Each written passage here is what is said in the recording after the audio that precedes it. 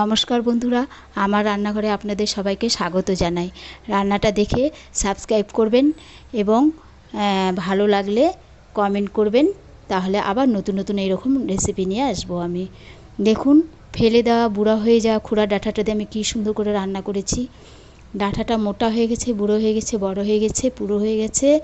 দেখুন, সেটাকে আমি এরকম পিস পিস করে কেটে নিয়েছি।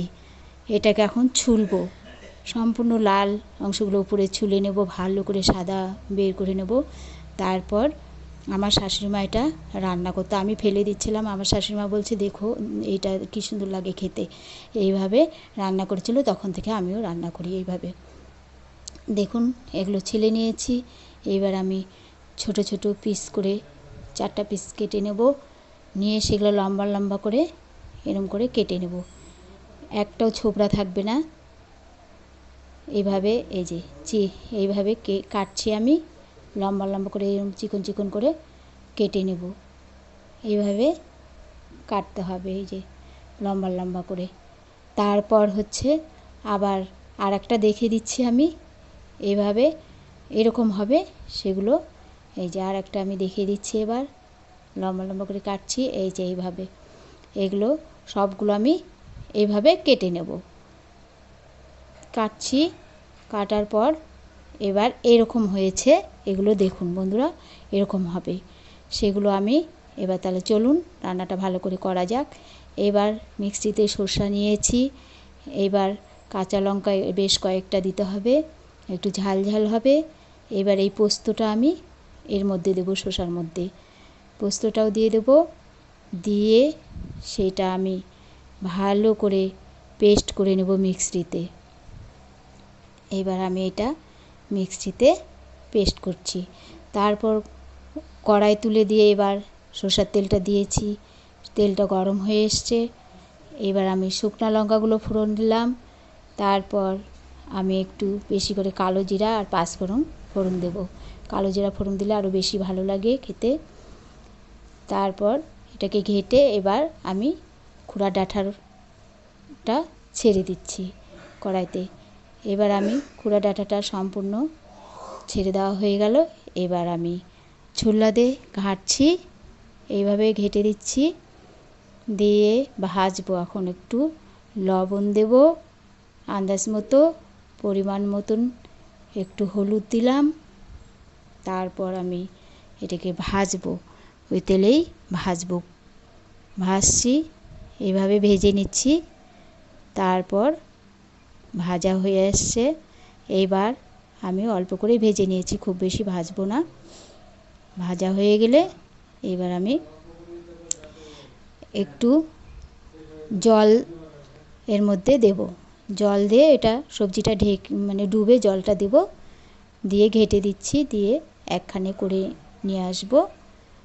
নিয়ে এসে রেখে এবার আমি থালা দিয়ে এটাকে ঢেকে রাখবো, সিদ্ধ হওয়া পর্যন্ত অপেক্ষা করব, জলটা শুকিয়ে যাওয়া পর্যন্ত। যেই জলটা শুকিয়ে গিয়েছে, এইবার আমি থালাটা ঢাকাটা খুলে দিলাম, দিয়ে এবার ভাজবো। এটাকে ঘেটে দিচ্ছি, জলটা শুকিয়ে যেই গেছে, এবার দেখুন সিদ্ধ হয়ে গেছে আমার এটা খুরা ডাঁটাটা।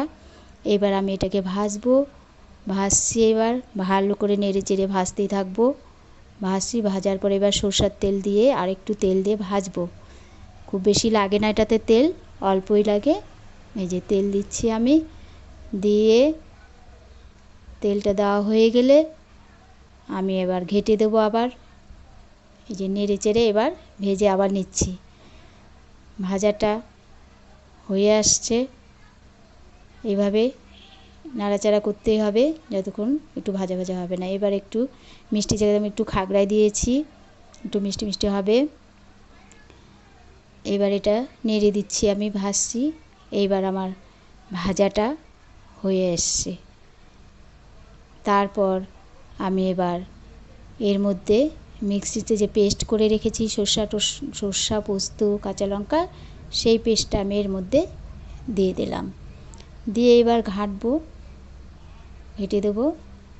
দিয়ে ঘাঁটার পর এবার দেখুন মিক্সিটা আবার ধুয়ে আর একটু জল দিয়ে দিলাম, দিয়ে এটা সবজিটা ফুটে উঠলেই আমার হয়ে যাবে। এবার ফুটছে, জোরে ফোটার অপেক্ষায় আছি।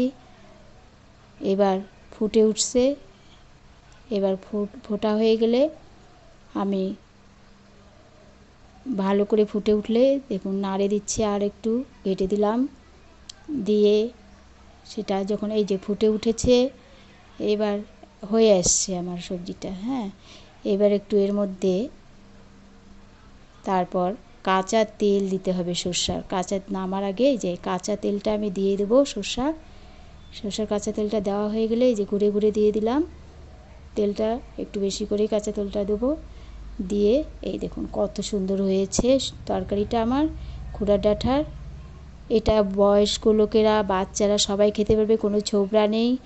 এত সুন্দর খেতে, টেস্টি। ভাত দিয়ে মেখে খেতে পারবেন, রুটি দিয়ে মেখে খেতে পারবেন। এই যে আমার হয়ে গেছে, তুললাম প্লেটে।